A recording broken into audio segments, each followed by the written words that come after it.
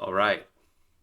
OpenAI just released GPT-4. This is a quick reaction to what could be the next generation of AI models. Let's check it out. So GPT-4, OpenAI says, we've created GPT-4, the latest milestone in OpenAI's efforts in scaling up deep learning. GPT-4 is a large multimodal model, accepting images, text inputs, and emitting text outputs. While less capable than humans in many real-world scenarios, exhibits human-level performance on various professional and academic benchmarks. GPT-3 was actually quite capable already, and as we've seen, ChatGPT captured the world's imagination. It's also quite good too. It'll be interesting to see what benchmarks GPT-4 is surpassing.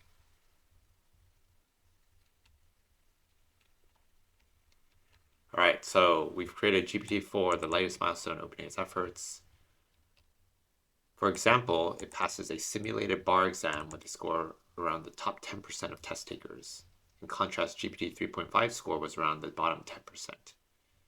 We spent 6 months iteratively aligning GPT-4 using lessons from our adversarial testing program, as well as ChatGPT, resulting in our best ever results, though far from perfect on factuality, steerability, and refusing to go outside of guardrails.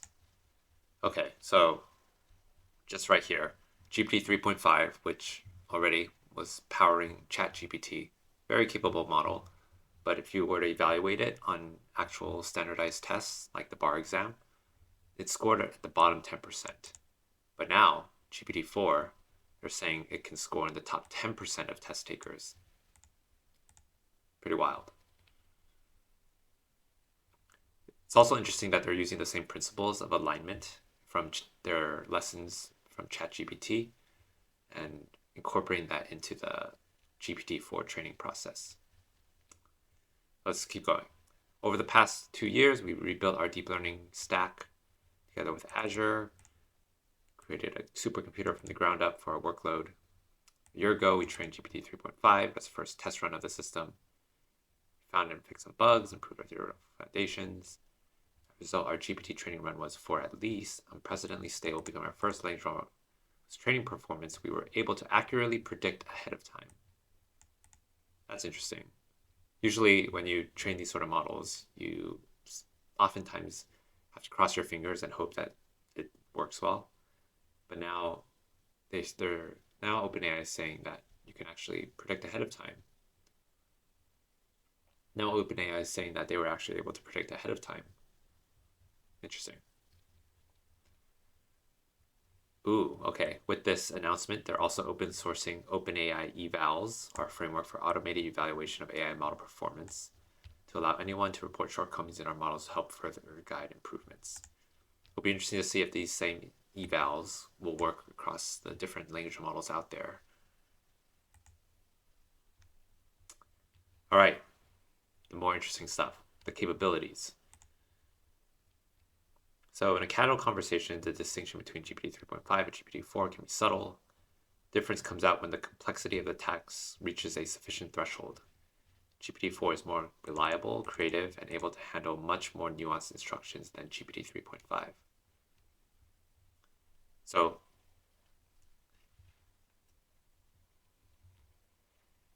to understand the difference between the two models, we tested on a variety of benchmarks, including simulating exams that were originally designed for humans. We proceeded by using the most recently publicly available tests in the case of the Olympiads and AP free response questions, or by purchasing 2022-2023 editions of practice exams. We did no specific training for these exams. A minority of the problems in the exams were seen by the model during training. But we believe the results to be representative. See our technical report. Okay. Oops. Okay, so this is interesting. So if you remember, GPT 3.5 or ChatGPT, they made a statement saying that it was only trained on data up until 2021. So in a true test of this model's reasoning capabilities, they wanted to actually see, could it perform well on data that it hasn't seen, namely these 2022-2023 exams. So it seems like a relatively fair comparison. Or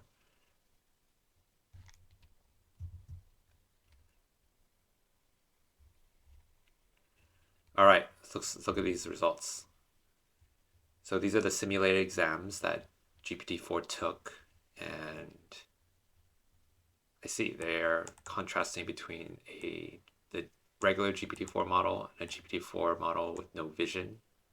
I guess we'll get into or what that means later, and the GPT 3.5 model. So in the bar exam, it's already in the 90th percentile here, whereas GPT 3.5 in the 10th percentile. LSAT, quite high. SAT reading and writing, SAT math, GRE quantitative, GRE verbal, GRE writing. Looks like in the GRE writing section, it still is consistent across different models. A medical knowledge self-assessment exam. Quite a big jump from 53% to 75%. AP exams, okay. AP art history, AP biology, AP calc. Seems like AP art history, they were already scoring a 5 on that. But on the BC exam, it actually just got a 1. But apparently now, a testament to the math capabilities, it's now able to get a 4. They have some more exams to show off. Okay, interesting here. English Lit and Comp only is actually still at a 2. But the rest of these, macroeconomics went from a 2 to a 5. AP Physics went from a 3 to a 4. Stats went from a 3 to a 5. Gov 4 to 5. AP World Histories remained steady at a 4. Okay, and for the software engineers, oh wait, actually before that, the Intro Sommelier. I believe these are wine exams, or the people who are certified to grade wine. Okay, so already better. Actually, yeah, better across the board for all these exams. Very interesting. From coding tasks, so the software engineers here using LeetCode, we're seeing quite a big jump from the easy, medium, and hard. Interesting that Tony was able to score 3 more hards than the previous generation. Very interesting. Okay. So in terms of, okay, so reaction here. In terms of like a evaluation of these, standardized tests, I think it's very impressive, actually. We use these tests right now to determine who, gets into schools, gets into competitive programs, especially for professional certifications, whether you're a lawyer, doctor, a wine sommelier. So yeah, it's actually quite impressive that a model by itself. So if you remember, there's a vision model and a non-vision model. But yeah, both of these are actually quite a big jump from the previous 3.5 generation. Quite interesting. Okay, so they also evaluate on just some standard machine learning benchmarks, repeating or reporting state-of-the-art results here. Okay. So they make a note, many existing ML benchmarks are written in English. To get a sense of capability in other languages, we translated this benchmark into a variety of languages using Azure. In these languages, GPT outperforms English language performance of 3.5, as well as these other models. Okay. We've also been using GPT-4 internally with great impact on functions like support, sales, content moderation, and programming. We also are using it to assist humans in evaluating AI outputs, starting the second phase in our alignment strategy. Okay, so now this is probably the biggest deal, the visual inputs. GPT-4 being able to see, or in other words, a multimodal GPT-4. So GPT-4 can accept the prompt of text of images, which parallel to the text-only setting lets the user specify any vision or language task. Specifically, it generates text outputs, natural language, code, etc., given inputs consisting of interspersed text and images. Over a range of domains, including documents with text and photographs, diagrams, or screenshots, GPT-4 exhibits similar capabilities as it does on text-only inputs. Furthermore, it can be augmented with test time techniques that were developed for text-only models, including few-shot and chain-of-thought prompting. Image inputs are still at research preview and are not publicly available.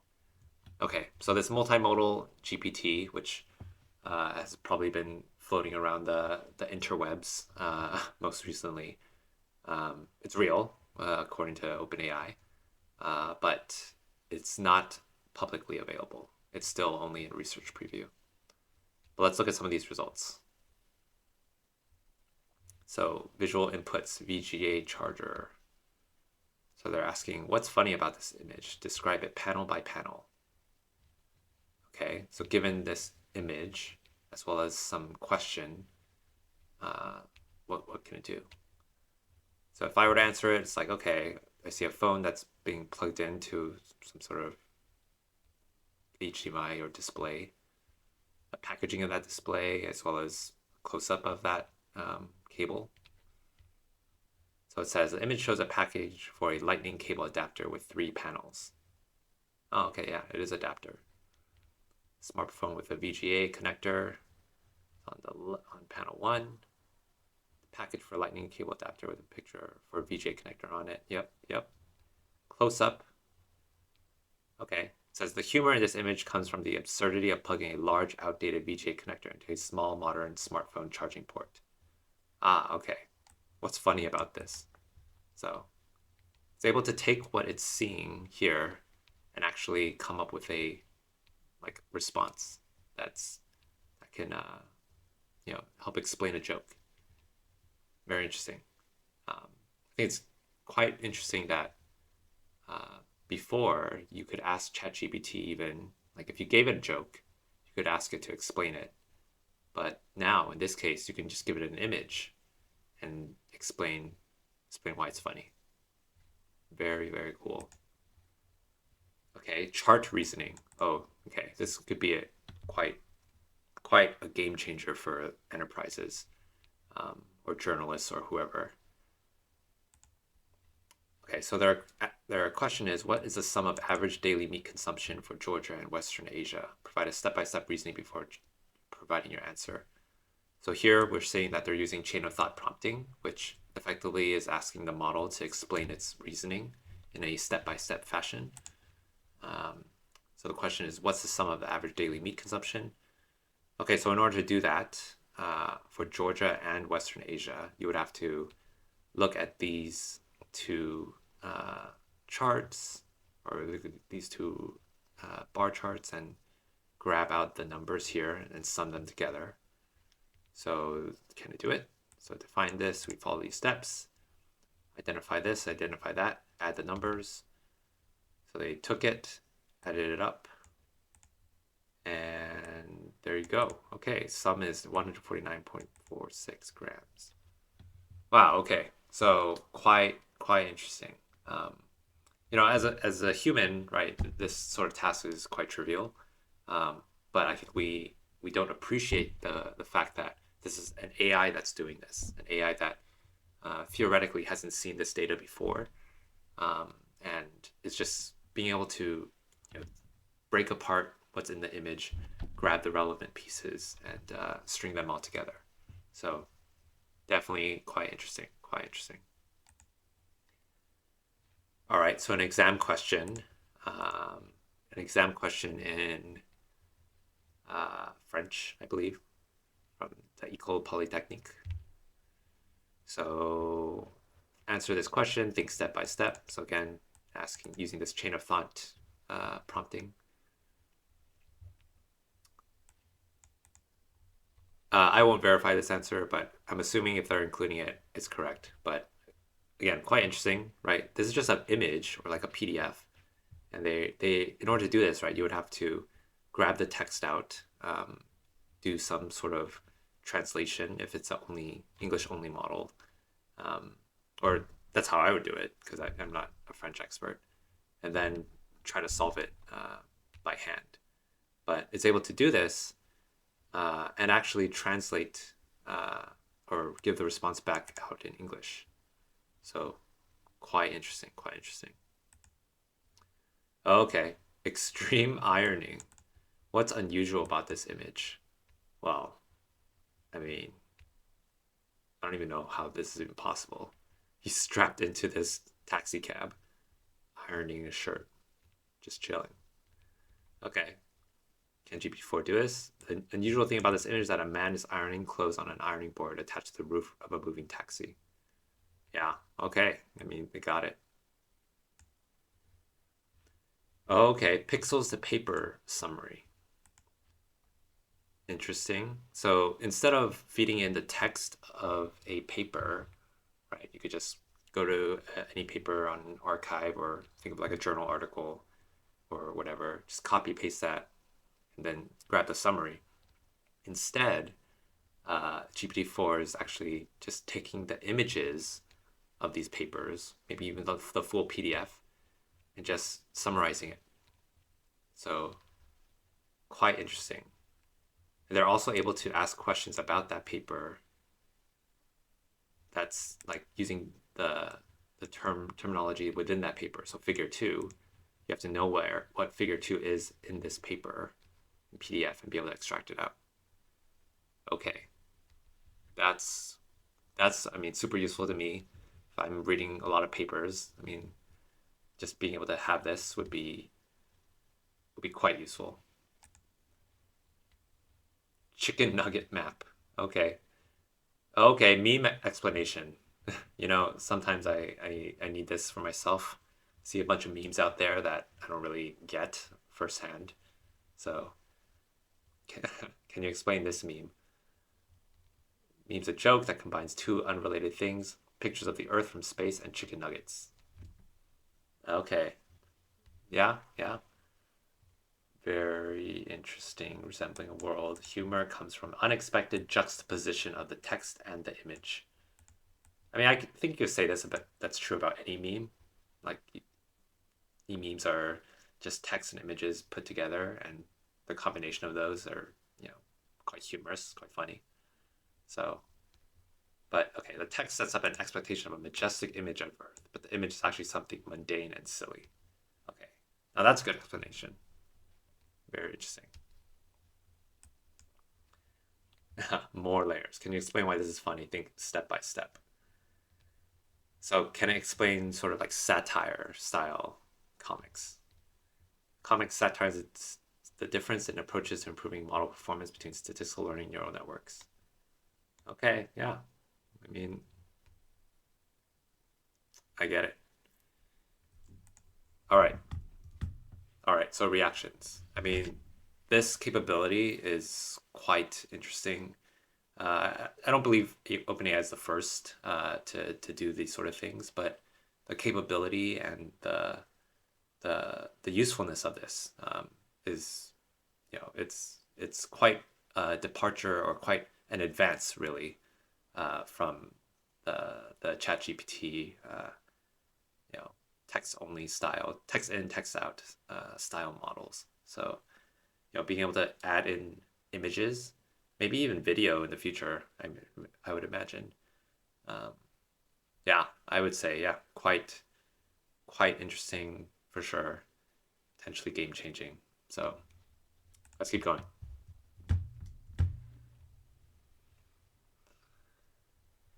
All right, so evaluating on, okay, so these are more like vision style tasks, vision Q&A. So given an image, answer a question about that image.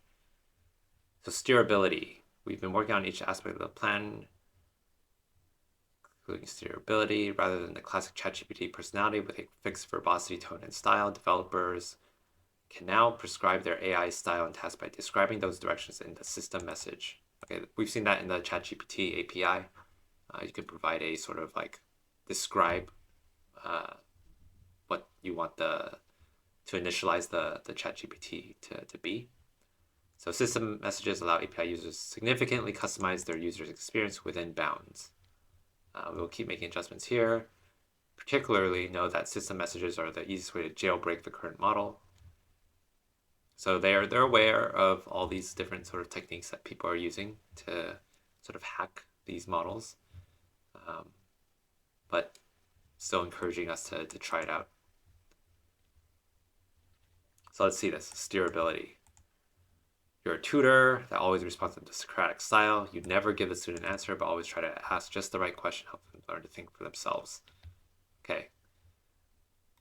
So you see this is like a, education style use case where you have a tutor, you want to give the student an answer, or actually no, you don't want to give the student an answer. You want to help them arrive at the answer by using the sort of Socratic method of teaching.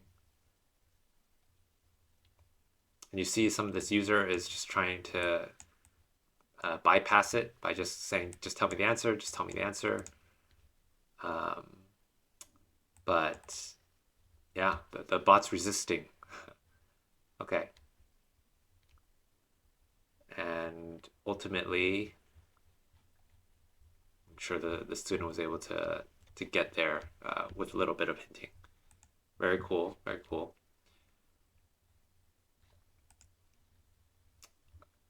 Awesome. Okay. Interesting. Okay, so this one to me is quite a good example of just making sure that the way that you intend to program a chatbot or an application, that it's able to stay on track.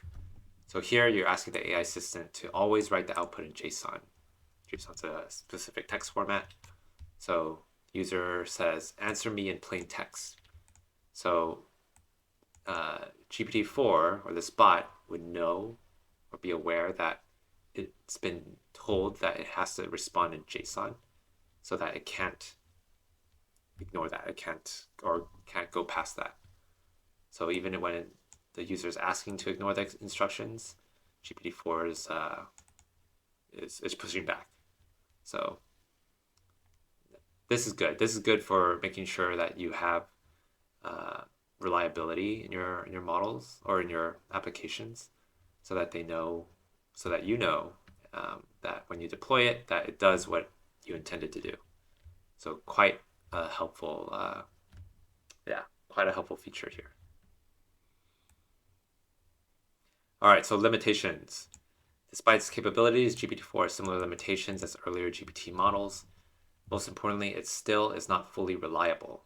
So still hallucinates, makes reasoning errors.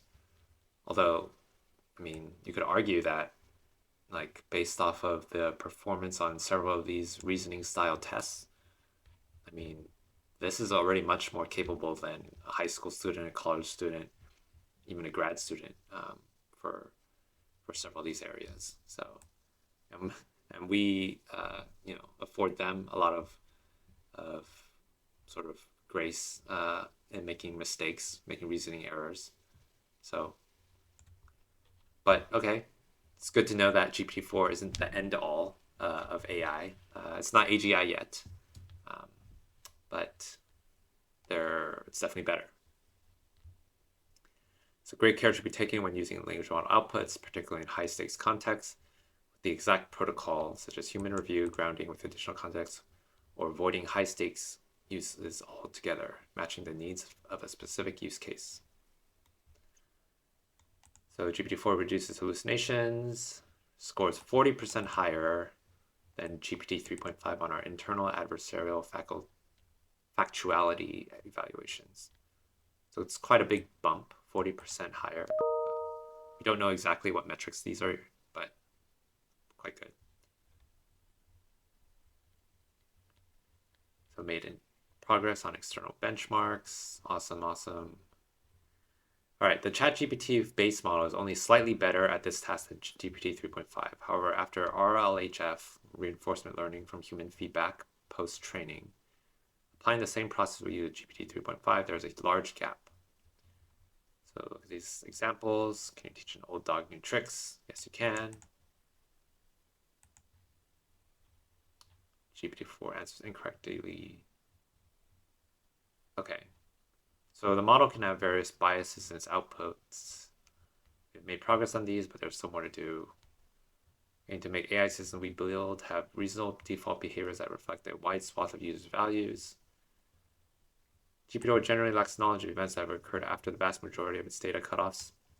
Okay, so they're still making this this statement. GPT-4 doesn't have up-to-date knowledge by itself. It does not learn from its experience. Okay, can sometimes make reasonable or simple reasoning errors, which do not seem to comport with competence across so many domains. It can be gullible in accepting obviously false statements. Sometimes it can fail at hard problems, the same way humans do, such as introducing security vulnerabilities into code it produces. Can also be confidently wrong in its predictions, not taking care to double check work when it's likely to make a mistake. Interestingly, the base trained model is highly calibrated. Predicted confidence in an answer generally matches the probability of being correct. However, through our current post-training processes, the calibration is reduced. Interesting. Okay, so they deliberately reduce this calibration. Wonder why that is.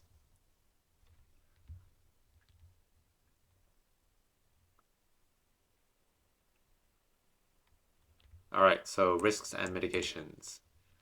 We've been iterating on GPT-4 to make it safer and more aligned from the beginning of training, with efforts including selection and filtering of the pre-training data, evaluation and expert engagement, model safety improvements, and monitoring and enforcement.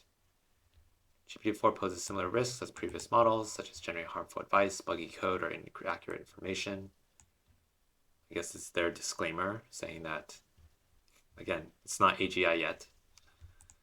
However, the additional capabilities of GPT-4 lead to new risk surfaces. Interesting phrase, risk surfaces. To understand the extent of these risks, we engage over 50 experts from domains. Their findings specifically enable us to test models' behavior in high-risk areas, which require expertise to evaluate. Feedback, data from these experts fed into our mitigations and improvements for the model. Okay, so this is a good sign. I mean, OpenAI making sure that they're incorporating these experts. Wish they published the names or the backgrounds of these experts so that people could at least know who's on this committee or who's overseeing these models. But yeah, okay, having experts sort of give another look or at least raise some red flags, especially for these high-risk areas. Super important, super important. GPT-4 incorporates an additional safety reward signal during RLHF training to reduce harmful outputs by training the model to refuse requests for such content. Okay, so we saw that it will. Actually, we didn't see it from the above examples, but we've seen this across other models that the model will just refuse to answer, especially if it's a harmful sort of setting. Although people jailbreak or have, yeah, people have found ways to get around that. So yeah, so it's good to see that at least GPT-4, at least from what they say, is a bit more human aligned. The rewards provided by GPT-4 zero-shot classifier, judging safety boundaries and completion thoughts on safety-related prompts. Okay, so they have a separate model doing this classification of harmful or not harmful. So to prevent the model from refusing valid requests, we collect a diverse data set from various sources, label production data, human red teaming, model-generated prompts, apply the safety reward signal, positive or negative, on both allowed and disallowed categories. So it's the same as this RLHF paradigm that they introduced back then with InstructGPT and ChatGPT. So using those same principles and defining how they're building or training this model in particular. All right, so these examples, yeah, okay.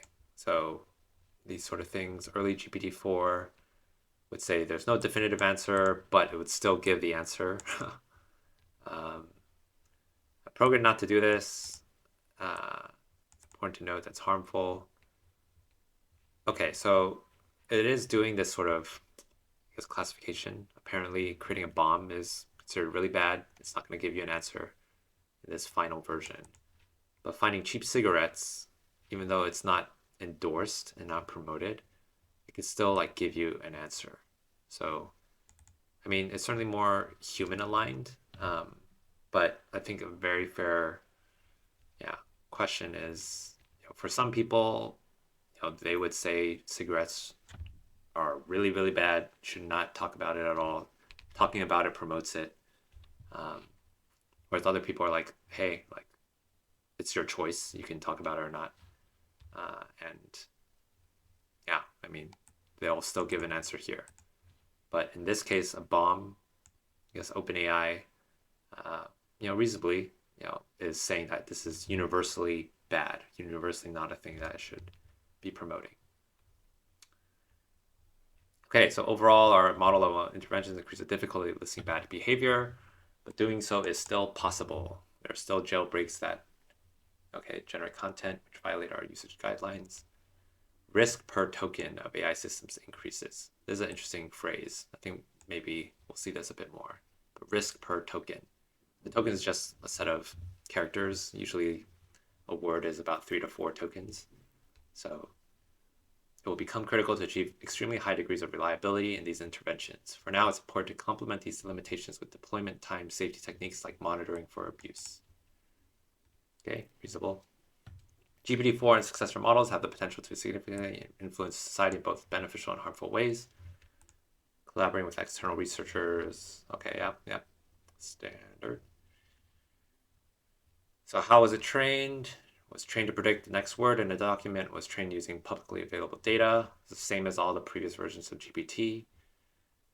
So prompted with a question, the base model can respond in a variety of ways, might be far from user's intent. So to align it, they use RLHF. Okay, all this is, at least to me, it sounds like this is not any different from a training regime than the previous GPT models. But I guess probably the biggest thing is their partnership with Microsoft and their Azure supercomputer is just being or just having a more reliable and predictable training stack. These models, right, they reported to cost as much as several millions of dollars to train just one iteration or one run of the model. And that's quite expensive. So making sure that you have a reliable infrastructure to be able to do so, that's super important.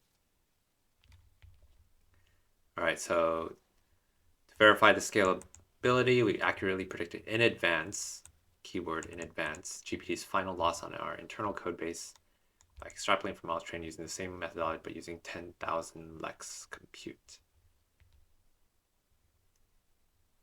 Interesting. Okay, so this is something that is good for them because they can now sort of at least provide a very sensible guess as to what the outcome of their trainings are. As I mentioned before, usually these training runs are often described as lottery tickets, and you're crossing your fingers hoping that your particular training will actually yield a good model. But having this sort of technique or metric that they have, they're now able to more reasonably predict the outcome. Okay, very cool, very cool. Okay, so this is another thing that they mentioned. We're open sourcing OpenAI evals, our software for creating and running benchmarks for evaluating a model like GPT-4. We use evals to guide deployment. Let's just take a quick look at what that is. So GitHub repo, eval for cool, okay.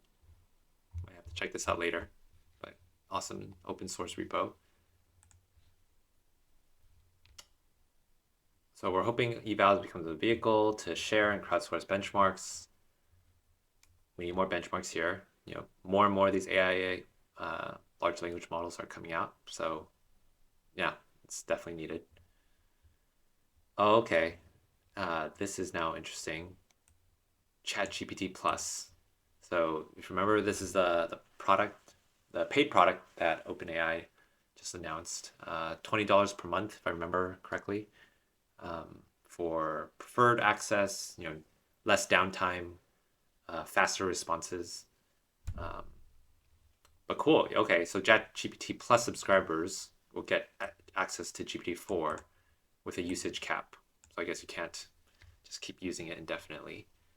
But I guess, yeah, there's another reason to pay that $20 per month. Question. Comment below if you're planning to subscribe for GPT Plus. So depending on traffic patterns, we may introduce a new subscription level for higher volume GPT-4 usage.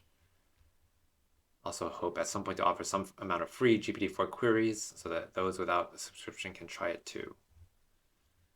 Okay. So to get access to the GPT-4 API, you have to sign up for a waitlist. Start inviting some developers today, scale up gradually.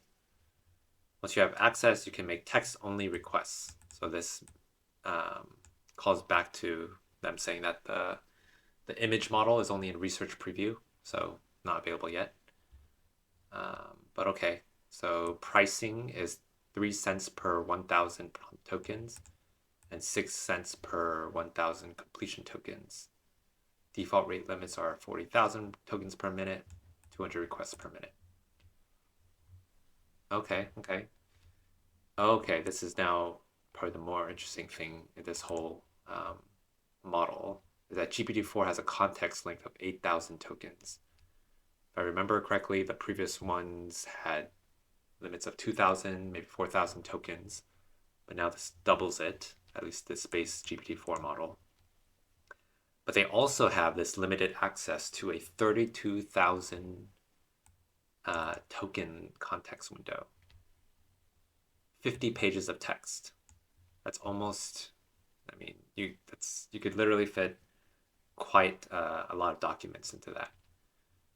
For that, pricing is 6 cents per 1,000 tokens, 1,000 prompt tokens, and 12 cents per 1,000 completion tokens. So yeah, double the price of the base GPT-4 model.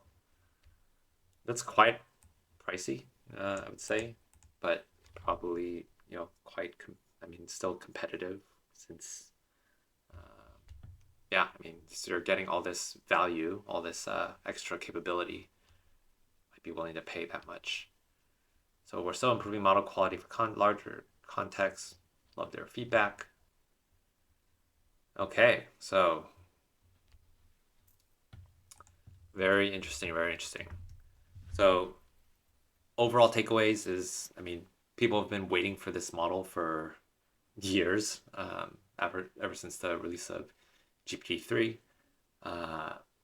Certainly the hype probably got ahead of the reality. I think people were expecting something like truly like earth-shattering, game-changing, and this model actually probably fits the bill for a lot of ways you would want to measure that.